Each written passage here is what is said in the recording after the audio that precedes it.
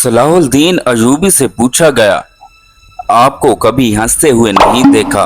सुल्तान ने तारीखी जवाब दिया, फरमाया, डरता हूँ कि रोज़े क़यामत अल्लाह ताला पूछेगा, बैतुल मुक़द्दस खैरों के कब्ज़े में था और तुम मुस्करा रहे थे।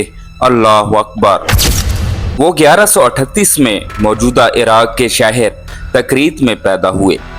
उनकी ज़ेर क़ियादत अयूबी सल्तनत ने मिस्र, शाम, यमन, इराक, हजाज और दियार बाकर पर हुकूमत की। सलाह उल-दीन अयूबी को बहादुरी, फ़ियाज़ी, हुस्न इखलाक, सखाफत और बुर्दबारी के बायस न सिर्फ मुसलमान बल्कि ईसाई भी इज्जत की निगाह से देखते हैं। सलाह उल-दीन को फातेह बैतुल मुक़द्दस कहा जाता है, जिन्होंने 1187 में यूरोप की मुत्तहिदा अफ़वाज को शिकस्त देकर बैतुल मुक़द्दस उनसे आज़ाद करवा लिया था। ये तारीख का वो मंजर है जब जुलाई 1187 में हतीन के मैदान में 7 सलेबी हुक्मरानों की मुत्तहिदा फौज को, जो मक्का और मदीने पर कब्जा करने आई थी, अयूबी सिपाह ने इबरतनाक शिकस्त देकर मक्का और मदीना की जानिब बुरी नजर से देखने का इंतकाम लिया था। और अब वो हतीन से 25 मील दूर अकरा पर हमला आवर था। सलाह उल-दीन अयूबी ने यह फैसला इसलिए किया था कि अकरा सलेबियों का मक्का था। सुल्तान उसे तीख करके मस्जिद अक्सा की बेहुरमती का इंतकाम लेना चाहता था। दूसरे बैतुल मुक़द्दस से पहले सुल्तान अकरा पर इसलिए भी कब्जा चाहता था कि सलेबियों के हौसले पस्त हो जाएं और वो जल्द हथियार डाल दें। चुनांचे उसने मजबूत दिफा के बावजूद अकरा पर हमला कर दिया और 8 जुलाई 1187 को अकरा अयूबी अफवाज के कब्जे में था। इस मार्के में सलेबी इंटेलिजेंस का सरबराह हरमन भी गिरफ्तार हुआ, जिसे फरार होते हुए एक कमांडर ने गिरफ्तार किया था। हतीन की फतेह के बाद सलाह उल-दीन ने बैतुल मुक़द्दस की तरफ रुख किया। एक हफ्ता तक खूनरेज जंग के बाद ईसाइयों ने हथियार डाल दिए और रहम की दरखास्त की।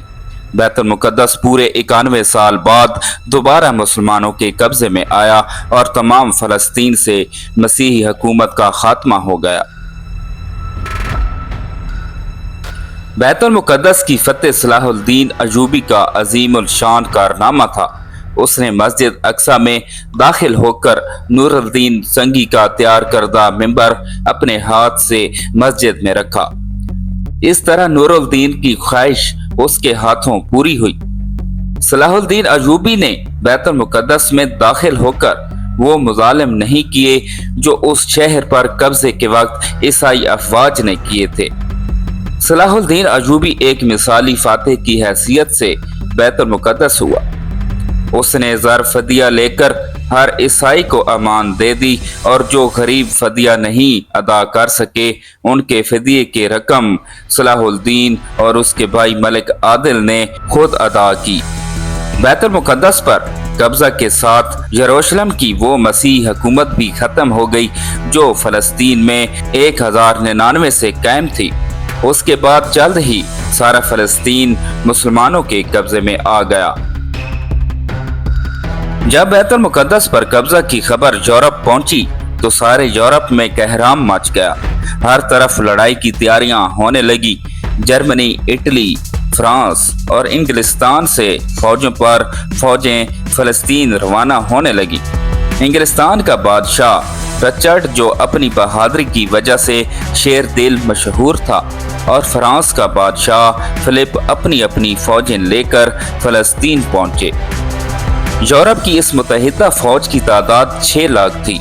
ये लश्कर यूरोप से रवाना हुआ और उक्का की बंदरगाह का मुहासरा कर लिया। अगरचे सुल्तान सलाह उल-दीन ने तनहा उक्का की हिफाजत के तमाम इंतजामात मुकम्मल कर लिए थे, लेकिन सलेबियों को यूरोप से मुसलसल कमक पहुंच रही थी। एक मार्के में 10,000 ईसाई कत्ल हुए, मगर सलेबियों ने मुहासरा जारी रखा। लेकिन चूंकि किसी और इस्लामी मुल्क ने सुल्तान की तरफ दस्त तावन न बढ़ाया, इसलिए सलेबी नाकाबंदी की वजह से अहले शहर और सुल्तान का ताल्लुक टूट गया और सुल्तान बावजूद पूरी कोशिश के मुसलमानों को कमक ना पहुंचा सका। तंग आकर अहले शहर ने अमान के वादा पर शहर को ईसाइयों के हवाले कर देने पर आमादगी जाहिर की। फरीकैन के दरमियान मुआहदा तय हुआ जिसके मुताबिक मुसलमानों ने 2 लाख अशरफियां तावान जंग अदा करने का वादा किया। सलेब आजम 500 ईसाई कैदियों की वापसी की शर्त तय करते हुए मुसलमानों ने हथियार डाल दिए। मुसलमानों को इजाजत दे दी गई वो तमाम मालो असबाब लेकर शहर से निकल जाएं, लेकिन रिचर्ड ने बदअहदी की और मैसूरीन को कत्ल कर दिया।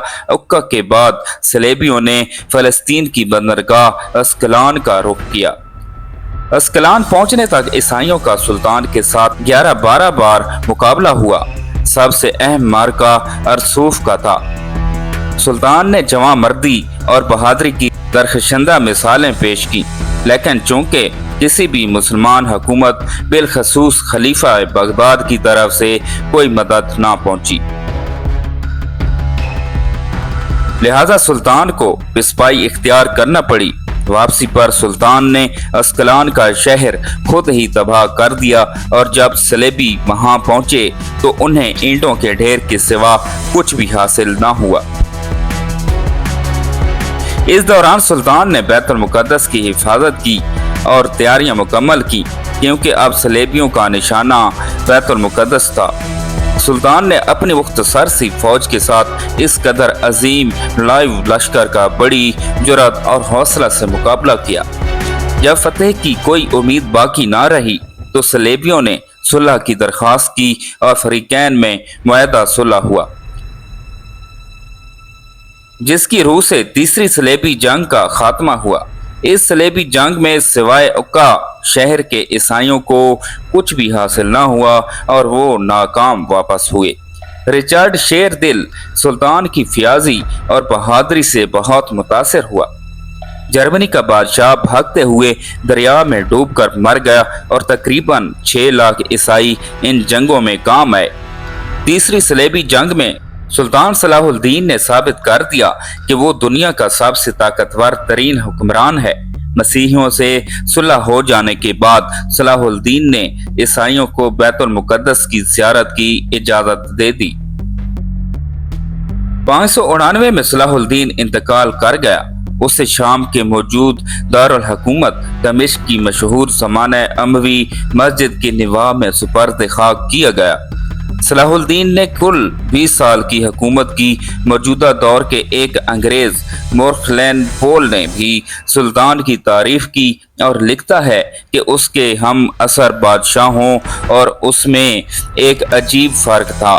बादशाहों ने अपने जाहो जलाल के सबब इज्जत पाई। फी ज़माना उम्मत मुसलमा में दूर दूर तक ऐसे हुक्मरान की झलक भी नजर नहीं आती। फलस्तीन के मौजूद हालात के देखते हुए एक और अजूबी की अशद ज़रूरत है। मोहतरम नाजरीन, उम्मीद करता हूँ कि आपको हमारी आज की नई वीडियो अच्छी लगी होगी। अगर आपको हमारी आज की नई वीडियो अच्छी लगी है तो हमारे चैनल इस्लामिक नॉलेज 1122 को सब्सक्राइब करें और साथ ही लगे बेल आइकन के बटन को भी प्रेस कर दें ताकि हमारी हर नई आने वाली वीडियो आप तक बर वक्त पहुँचती रहे। अल्लाह पाक आपका हामी और नासिर हो। अल्लाह हाफिज़। अपना ख्याल रखिएगा। पाकिस्तान जिंदाबाद।